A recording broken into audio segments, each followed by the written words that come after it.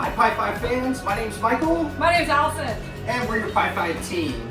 Alright, so we're going to get right down to it. We're going to show you how to make some Pi 5 pizza at home. So if you've got kiddos, pull them close because here we go.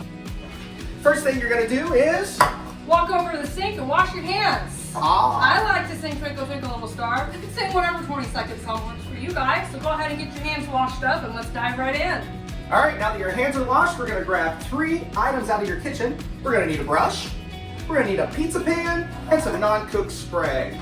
So, first step is non-cook spray. We're going to shake it up a little bit, give the pan a nice little light spray. Then, we're going to remove the liner, and below here you're going to find 2 different crusts.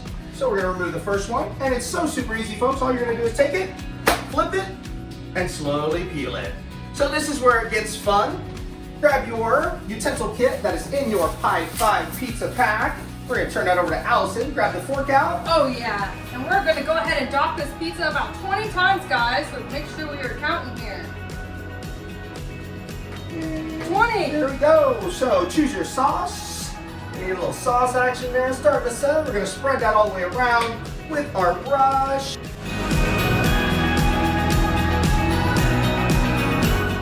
Alright, so we got a little sauce, spread it out. You want to spread about 2 fingers, maybe a finger to 2 fingers from the edge so you get a nice little crust on that. Next up is the cheese. Alright, guys. Dump it in your hands over the pizza. And you're going to sprinkle it. Just a little sprinkle. Sprinkle that mozzarella nice and evenly around the pie. Then we're going to grab a couple of our ingredients here. So, some hand-cut red and green peppers.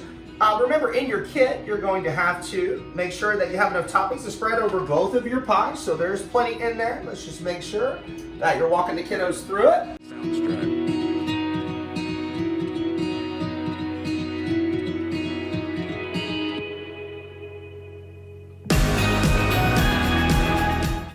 After you put your last topping on, the magic begins in the form of dust. It's our magic dust, so we're going to put a little bit of this on the pie before bake if you want to make it perfect. That's how you do it. So then we're going to grab this pizza pan, super simple. Walking over to the oven, baking at 425 degrees for 12 to 15 minutes.